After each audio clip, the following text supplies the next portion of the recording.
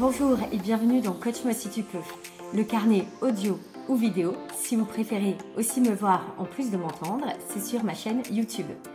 Cette série est dédiée aux managers, DRH et professionnels de l'accompagnement qui veulent intégrer la puissance du coaching dans leur quotidien.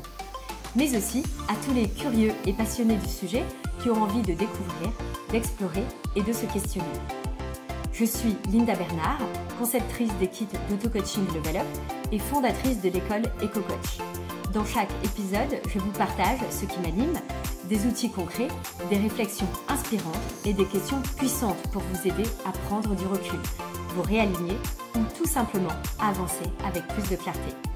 Installez-vous confortablement et c'est parti.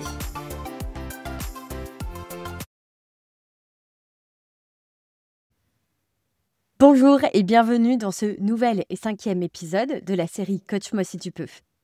Aujourd'hui, on va parler d'une fatigue bien particulière. Celle qui ne se voit pas toujours, mais qui s'accumule.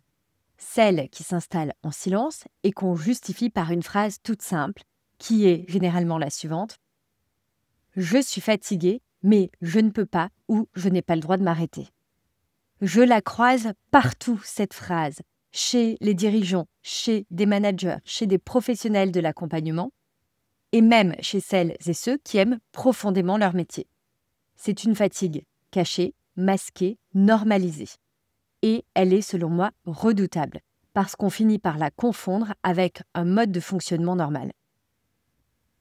Je pense notamment à Caroline, une responsable RH que j'ai accompagnée il y a quelques mois. Elle menait de front un plan de transformation, un déménagement de locaux, des tensions internes, tout en continuant d'être disponible pour son équipe et, évidemment, dans sa vie personnelle, pour sa famille et ses 2 enfants. Un jour, elle m'a dit « Je suis fatiguée, mais c'est pas grave, j'ai l'habitude ». Cette phrase m'a arrêtée net. Elle avait intégré cette fatigue comme faisant partie de son poste, de son quotidien, et comme si c'était finalement le prix à payer pour être à la hauteur. Mais au fond, à la hauteur de quoi? À la hauteur de qui? Ce moment-là, c'était le point de bascule de notre accompagnement. Celui où elle a réalisé qu'elle avait confondu résilience et auto-négation. Et qu'en fait, elle ne se reposait jamais, parce qu'elle n'en demandait jamais la permission. Alors, pour sortir de ce piège, je vous propose un outil simple, visuel, mais redoutablement efficace. Celui que j'appelle le radar d'énergie émotionnelle. Si vous souhaitez le faire, je vous laisse prendre une feuille et dessiner un cercle avec plusieurs axes, un peu comme un radar, représentant les principales zones de votre vie. On pourrait par exemple y intégrer la zone professionnelle, la zone personnelle, la zone sociale, votre zone de santé mentale, votre zone de santé physique et pourquoi pas votre zone de santé émotionnelle. Pour chaque zone, je vous propose d'évaluer aujourd'hui, à l'instant T, votre niveau d'énergie de 0 à 10. 0, je suis complètement à plat et 10, je suis en pleine forme, ressourcée et alignée. Faites cet exercice honnêtement, sans filtre et sans justification. Et je vous invite à regarder les éléments suivants. Où est-ce que ça tire le plus vers le bas? Où est-ce qu'à contrario, ça tire le plus vers le haut, vers les 10? Où avez-vous mis toute votre énergie ces derniers temps? Et surtout, qu'est-ce que vous n'alimentez plus du tout?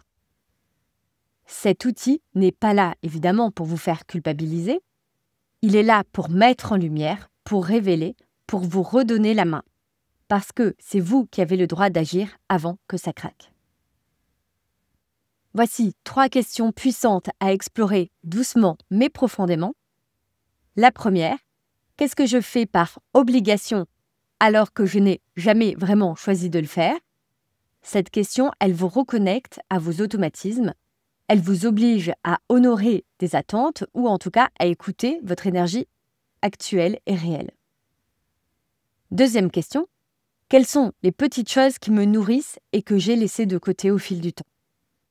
Cette question, elle vous reconnecte à votre carburant personnel, ces choses souvent simples, qui fonctionnent, qui peuvent être marcher, créer, lire, ne rien faire et qui rechargent vraiment vos batteries. Troisième question. Et si je m'autorisais à ralentir sans attendre que tout parte en vrille? Cette question, elle est préventive. Personnellement, je l'ai dans mes post-it et je la ressors de temps en temps car elle ouvre un espace. Parce que le repos, ce n'est pas une récompense après l'épuisement, c'est une stratégie de lucidité.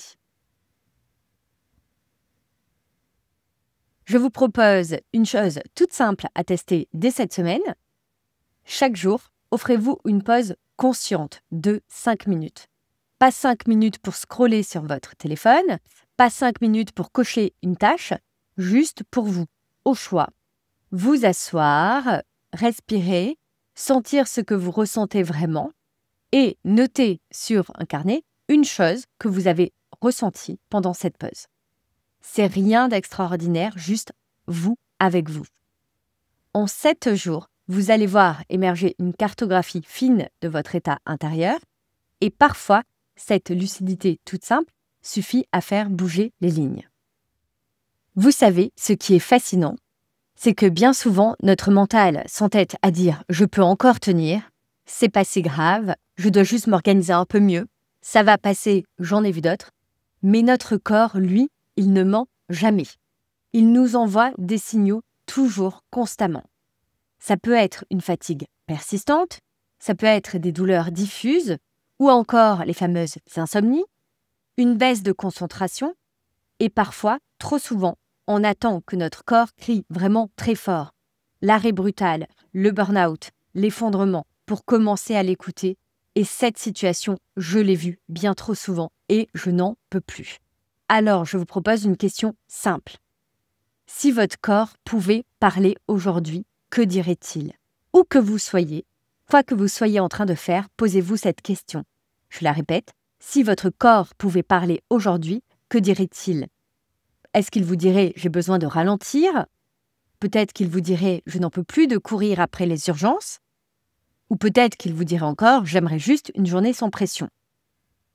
Cette écoute-là, c'est aussi ça, prendre soin de soi, c'est reconnaître que l'énergie, ce n'est pas un réservoir infini. C'est une ressource précieuse à honorer et non plus à exploiter. Et si vous commenciez par ça, un scan corporel avec cette question, en fin de journée, elle va vous prendre seulement 1 minute. Un petit rituel où vous vous demandez « où est-ce que j'ai mal ?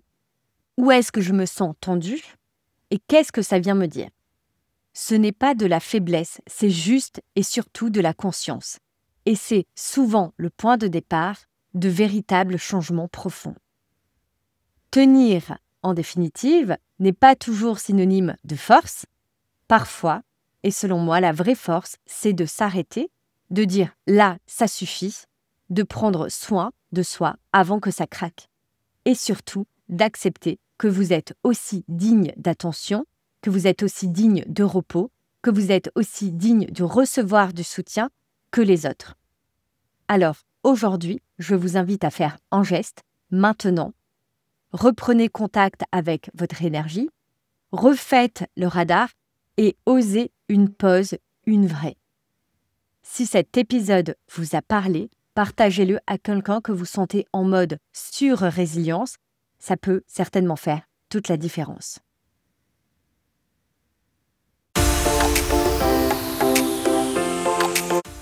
Merci d'avoir écouté Coach-moi si tu peux, ce petit moment à soi pour respirer, réfléchir et avancer autrement.